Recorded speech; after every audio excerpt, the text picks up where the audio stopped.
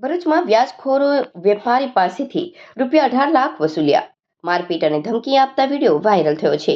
આખી ઘટનાનો વિડીયો પણ વાયરલ થતા સામે આવ્યું છે.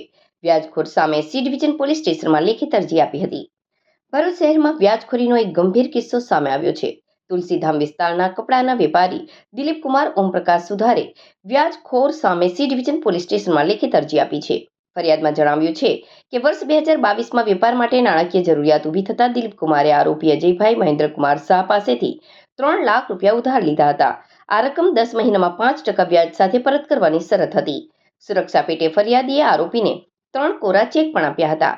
આક્ષેપ મુજબ ત્યારબાદ આરોપીએ વ્યાજના નામે સતત વધુ રકમની માંગણી કરી હતી.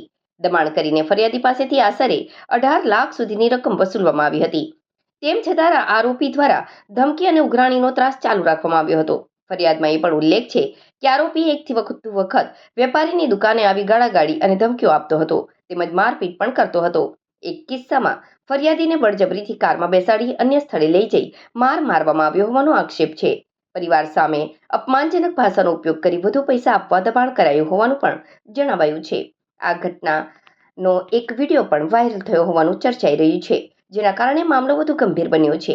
આ ત્રાસથી કંટાળીને વેપારીએ સી ડિવિઝન પોલીસ સ્ટેશનમાં લેખિત અરજી આપી આરોપી સામે કડક કાયદેસરની કાર્યવાહીની માંગ કરી છે. પોલીસે અરજીના આધારે મામલાની તપાસ શરૂ કરી છે. જો આરોપો સાચા સાબિત થશે તો વ્યાજખોર અને ધમકીના ગુનાઓ હેઠળ કડક કાર્યવાહી થવાની શક્યતા છે.